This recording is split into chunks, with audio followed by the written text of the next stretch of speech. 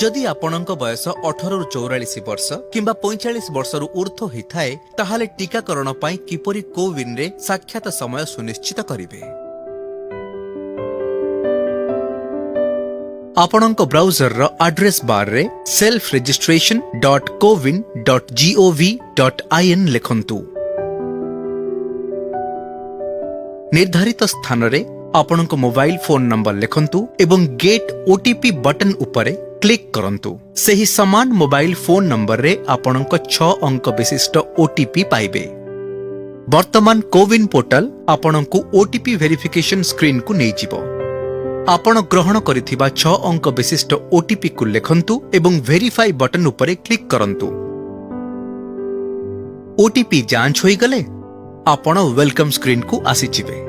थरे आपणक mobile number पंजीकृत होई गले जदि आवश्यक हुए तेबे आपण समान मोबाइल नंबर रे आउ 3 सदस्यों को पंजीकृत करि परिबे। आसंतु जानिबा किपरि आपण जणे हिताधिकारी भाबरे निजकु जोड़ी परिबे एवं वेलकम स्क्रीन रु टीकाकरण साक्षात समय निर्धारण करि परिबे।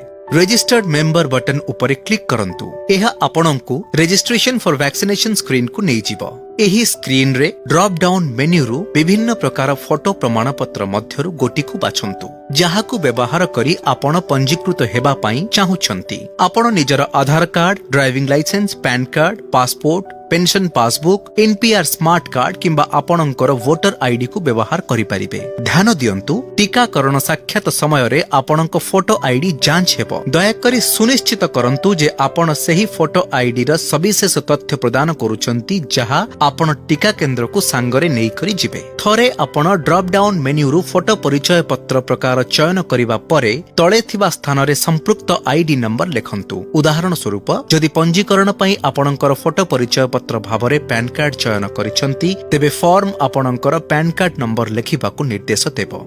एबे फोटो परिचय पत्र रे उल्लेख थिबा आपणकर नाम, लिंग एवं जन्म वर्ष लेखंतु।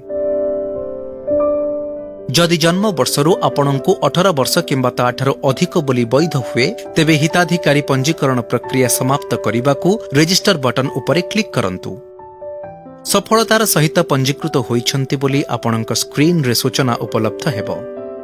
एहा आपणको अकाउंट डिटेल्स डैशबोर्ड को नै जिवो जेउठारे आपण जणे हिताधिकारी भाबरे जोड़ी होइछंती। अधिक सदस्य जोड़ीबाकू आपण एही स्क्रीन रे एड मेंबर बटन उपरे क्लिक करि परिबे एवं नूतन सदस्यंक सविशेष विवरणी एवं फोटो परिचय व्यवहार करी समान प्रक्रियार अनुसरण करि परिबे। वर्तमान चालंतु एही टीकाकरण साक्षात को निर्धारण करिबा। आपणक विवरणी तळे प्रथम मात्रार साक्षात को निर्धारित करिबाकू आपण वर्तमान सक्षम हेबे।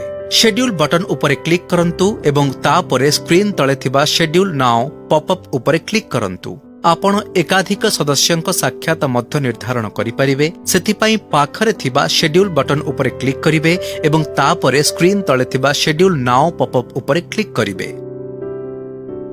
ध्यान दियंतु समान मात्रा पई एकाधिक सदस्य जोड़िबा बेले समस्तंकर टीका और टीकाकरणर साक्षात तारीख गोटिए हेबा जरूरी। शेड्यूल नाउ पॉपअप क्लिक करिबा परे आपण टीकाकरण पई साक्षात निर्धारण स्क्रीन रे पहुंचिबे। एही स्क्रीन रे आपण निज अंचलर पिन कोड लेखंतु और विकल्प रूपे राज्य और परे जिल्ला उपरे क्लिक कले एहा आपणंकु निकटतम टीकाकरण केंद्र गुड़िकर तालिका सहित 6टी विषय रे सूचना देइथाय यथा बयस 18 वर्षरु अधिक, 45 वर्षरु अधिक टीकार प्रकार और टीकार मूल्य। साक्षात पई आपण उपरोक्त 6टी सूचना मध्यरु आपणक आवश्यक मुताबक सूचना उपरे क्लिक करंतु। यदि आपणक बयस और टीकार प्रकार निर्दिष्ट टीकाकरण केंद्र पई अंतर्भुक्त नाही तेबे सही केंद्र रे आपणक टीकाकरण स्थिरीकृत होई परिबो नाही। थरे आपणक पसंदर तारीख और टीका प्रकार इत्यादि चयन करिनेले एहा आपणकु टाइम स्लॉट स्क्रीन को नै जिवो। जदि टीकाकरण केंद्र रे स्लॉट उपलब्ध थिबो तेबे टाइम स्लॉट स्क्रीन रे आपणक आवश्यक मुताबक टाइम स्लॉट चयन पई समय उपरे क्लिक करंतु।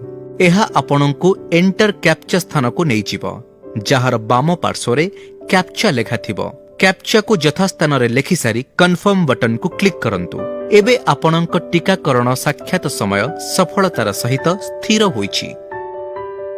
जदि साक्षात स्लिप को डाउनलोड करने को चाहती तेबे डाउनलोड बटन उपरे क्लिक करंतु एवं एहाकु निज कंप्यूटर रे सेव करंतु। आपणक अकाउंट्स डिटेल डैशबोर्ड को फेरिबाकू क्लोज बटन उपरे क्लिक करंतु। जदि आपण एक टीकाकरण साक्षात को पुनः निर्धारण करने को चाहती तेबे आपण सदस्यंक नाम पाखरे थिबा रीशेड्यूल बटन उपरे क्लिक करिवे एवं साक्षातर तारीख और समय परिवर्तन करि परिबे। जदि आपण प्रथम मात्रा नहीं सारिछंती तेबे द्वितीय मात्रा पई धार्य तारीख आपणक नाम आगरे अकाउंट्स डिटेल्स डैशबोर्ड रे देखाजिबो। टीकाकरण प्रमाण पत्र डाउनलोड करने आपणक विवरणी पाखरे थिबा सर्टिफिकेट बटन उपरे क्लिक करंतु। जदि आपण प्रथम मात्रा नहीं छंती तेबे आपण एक अस्थायी टीकाकरण प्रमाण पत्र डाउनलोड करने को समर्थ हेबे। जदि आपण उभय मात्रा नहीं छंती तेबे संपूर्ण टीकाकरण प्रमाण पत्र डाउनलोड करने को